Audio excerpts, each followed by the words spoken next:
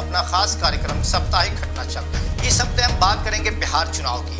बिहार में चुनाव की तारीखें जैसे जैसे नजदीक आ रही हैं वैसे वैसे सियासी पारा बढ़ता जा रहा है। सियासी पार्टियां एक दूसरे पर बढ़तरी हासिल करने के लिए तरह तरह की तरकीबें कर रही हैं। जब आरजेडी ने 10 लाख नौकरियां देने का वादा किया, नीतीश कुमार ने झट से सवाल खड़ा कर दिया और कहा कि पैसा कहां से आएगा।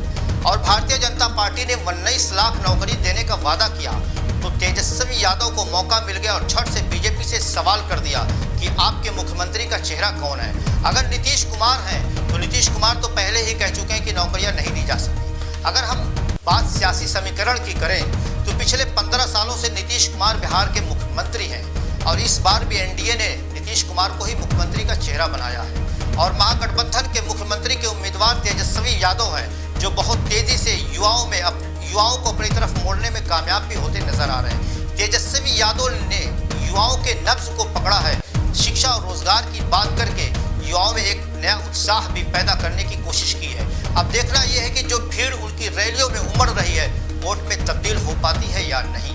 वही Bharatiya Janata party corona vaccine free देने का वादा करके एक बड़ा दांव खेल दिया है, लेकिन इससे भारतीय जनता पार्टी को अन्य राज्यों में हो रहे उपचुनाव में काफी नुकसान भी उठाना पड़ सकता है।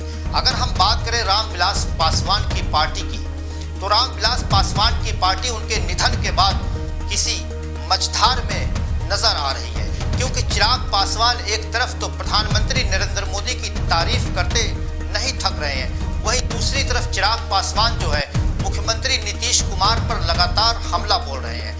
यहाँ तक कि एक कार्यक्रम में चिराग पासवान ने कहा कि अगर हमारी पार्टी की सरकार बनती है तो सत्ता में बैठे लोग जेल में भी जाएंगे। अब देखना यह है कि चुनावी समीकरण जो है वो चुनाव के बाद में जो सरकार बनाने का समीकरण है उससे कितना अलग होता है और चुनाव के बाद कौन कहाँ जाता है, ये तो चुनाव के बाद की बात है। अगर हम बात करें पप्पू यादव की पार्टी की, तो पप्पू यादव भी पूरे दमखम से चुनावी मैदान में है, लेकिन सवाल ये उठता है क्या पप्पू यादव खुद सिर्फ अपनी सीट निकालने में कामयाब हो जाएंगे। बिहार विधानसभा चुनाव में रोजगार का मुद्दा सर चढ़कर बोल रहा है।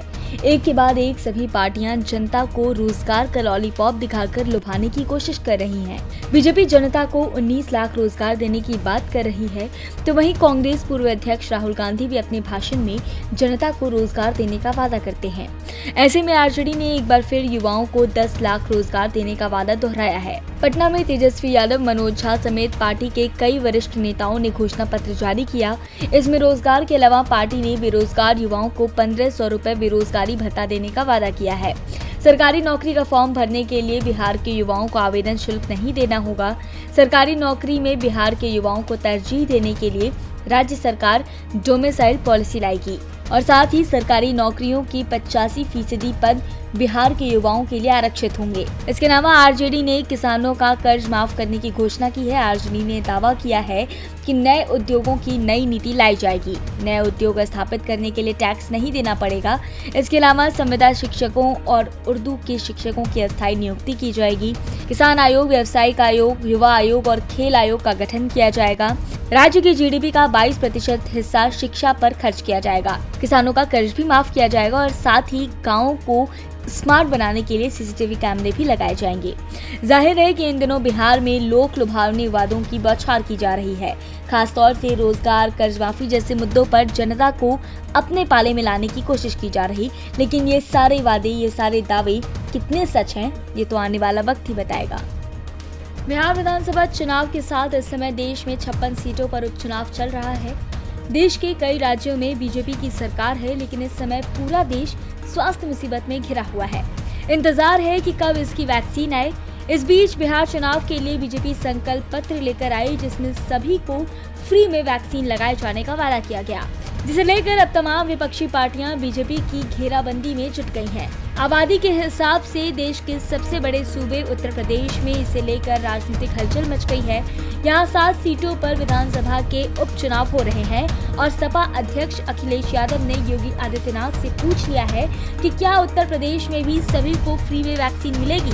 अखिलेश यादव ने ट्वीट किया, आज देश की सत्ताधारी बीजेपी बिहार के अपने घोषणा पत्र में कह रही है कि वो बिहार के लोगों के लिए टीका मुफ्त लगवाएगी। ऐसी घोषणा यूपी और अन्य राज्यों के लिए क्यों नहीं की गई। ऐसी अवसरवादी संकीर्ण राजनीति का जवाब उत्तर प्रदेश व देश की जनता आगामी चुनाव में बीजेपी को जरूर देगी। कांग्रेस नेता राहुल गांधी ने भी बीजेपी पर तंज कसते हुए ट्वीट किया, भारत सरकार ने कोरोना वैक्सीन पहुंचाने की अपनी रणनीति घोषित कर दी है। ये जानने के लिए कि आपको वैक्सीन कब मिलेगी, कृपया राज्यवार चुनाव का शेड्यूल देखें। यानी जब आपके राज्य में चुनाव होगा तब आपको सरकार की ओर से फ्री में वैक्सीन देने का ऐलान किया जाएगा। राहुल के तंज से साफ है कि वैक्सीन सिर्फ बिहार वालों को ही नहीं बल्कि पूरे देशवासियों को फ्री में मिलना चाहिए। वैसे मध्य प्रदेश में 28 सीटों पर विधानसभा के उपचुनाव हो रहे हैं। मध्य प्रदेश में हो रहे ये उपचुनाव सरकार बनाने और बिगाड़ने की स्थिति में है, क्योंकि जिस दल के पक्ष में परिणाम गया मध्य प्रदेश में उसी की सरकार बन जाएगी। और अब कांग्रेस की ओर से भी मध्य प्रदेश में इसे मुद्दा बनाने की तैयारी शुरू हो गई है। इसके साथ ही सभी राज्यों में जहां बीजेपी की सरकार है, विपक्ष की ओर से पूछा जाने लगा है कि हमारे यहाँ भी क्या टीका फ्री में लगेगा।